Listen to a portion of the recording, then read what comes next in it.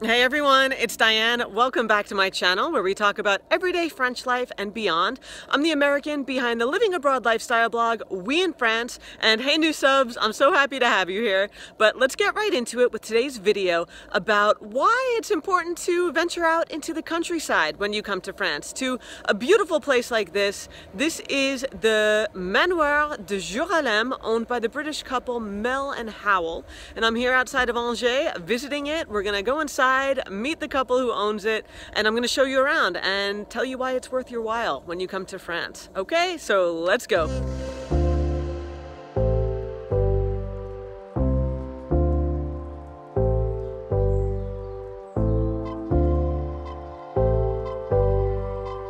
This is the Manoir de Juralem in Blaison-Goyer, France, a boutique bed and breakfast just a stone's throw from the Loire River. I'm making this video today for two reasons. One, it's to tell you a little bit about the bed and breakfast experience and why it's a worthwhile option for you to consider. And two, to put the spotlight on a local couple and their beautiful bed and breakfast because it's important for me to showcase small businesses and the people behind them. Full disclosure, we did not receive free or discounted accommodations in exchange for making this video. I'm going to introduce you to Mel and Howell, the couple who runs the property, in a few minutes. But first, what is a bed and breakfast and why should you stay in one? Bed and breakfasts, or B&Bs for short, are fantastic alternatives to hotels, especially when you're looking to get out of big cities and into the countryside. Simply put, they are small lodging establishments that offer overnight accommodation and breakfast to guests, often with a dinner option as well. B&Bs generally have only a handful of bedrooms and bathrooms, making them much smaller than most hotels, and the bathrooms and bedrooms are private, of course, so you don't share with other guests, as well as common areas that everyone can use. Keep in mind that bed and breakfasts are not specific to France by any means. You can find them all over the world, but there are many that do exist in France. Check out this bedroom called Le Dauphin.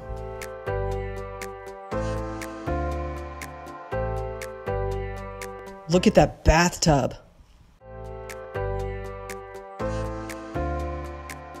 Okay, let's meet the couple behind the property. Bonjour, my name's Howell and this is Mel, and these are our twins, Jamie and Sophie. And we bought a 16th century manor house just outside Angers in France in the Loire Valley about a year and a half ago, which we've transformed into a boutique bed and breakfast, which we hope you'd come and enjoy sometime.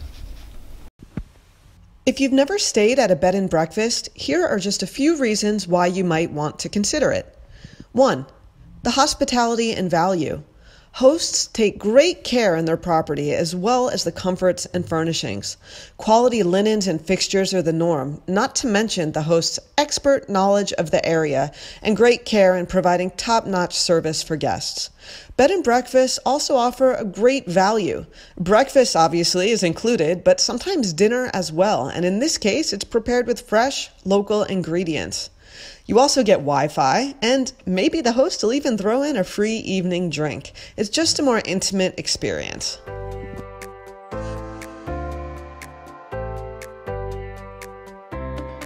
When guests arrive, we like to serve them with a glass of Crémant de Loire, which is a local sparkling wine that's made in exactly the same way as champagne.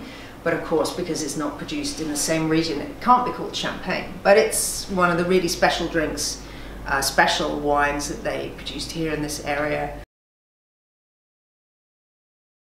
So one of the reasons we opened the bed and breakfast was because we enjoy meeting people, and it was interesting. Our first guests came from Germany, from Bavaria, and a lovely young couple. We've had guests here from Canada, France obviously, and UK, and America. So you know, it's lovely to welcome them into our home, for them to see and appreciate the history of the manoir and enjoy the surrounding area. The next reason is that you're getting an authentic experience.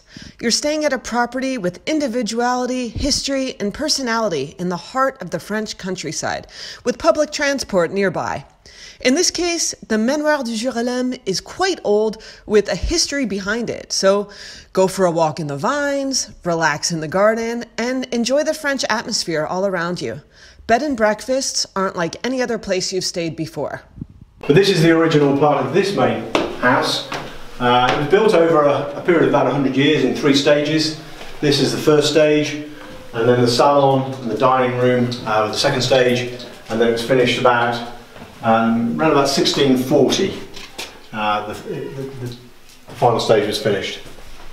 When we bought the house, it used to belong to Monsieur Hervé, who was a jeweler and a local historian who did a huge amount of work in the local area, putting out walking routes and doing the history of all the chapels and the historic houses in this area. It was owned by his 2 sons, and when we bought it, it was, you know, a family home. It was still livable, but it was fairly tired.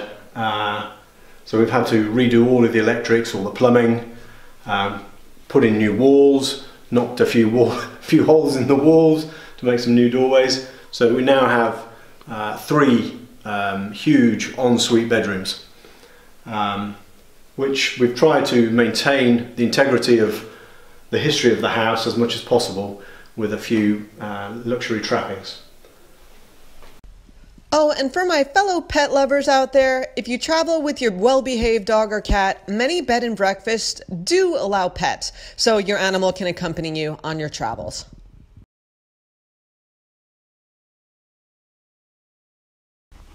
And the third reason is because you'd be supporting people trying to make an honest living. I'm not anti-hotel chain by any means, but I do see the value in seeking out bed and breakfasts when traveling for a unique experience and putting money into the local economy. Running a bed and breakfast is really hard work, rewarding though, and you'd be supporting local, passionate people over multinational corporations when you stay at a B&B. And I personally feel better about traveling when I support the local economy. So this is the guest salon, which we actually lived here for about 6 months. It was one of the few rooms that was really habitable at the time. There was a bedroom through there, and then this room. And as I say, we lived here for about 6 months. But we had to reconfigure it for guests, so we knocked through a doorway through there, and you can see now the size and the thickness of the walls. It actually took the masons about 2 days to get through the walls.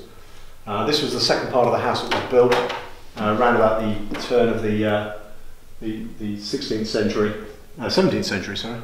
And then we blocked up that door there, and then obviously cleaned all the beams and put in a new chandelier.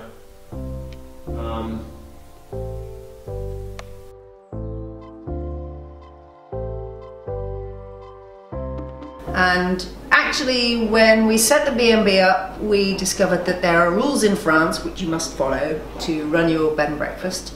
And one of them is that you have to respect the local produce, the fruits, vegetables, dairy products, drinks that are produced in your local area. And that's something we're really happy to do because that's something we really believe in.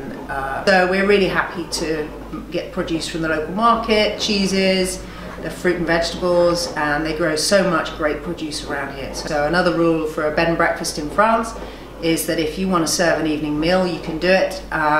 You do it at the family table, and it's only for guests who are staying in the bed and breakfast, not for outsiders. Otherwise you'd be classed as a restaurant.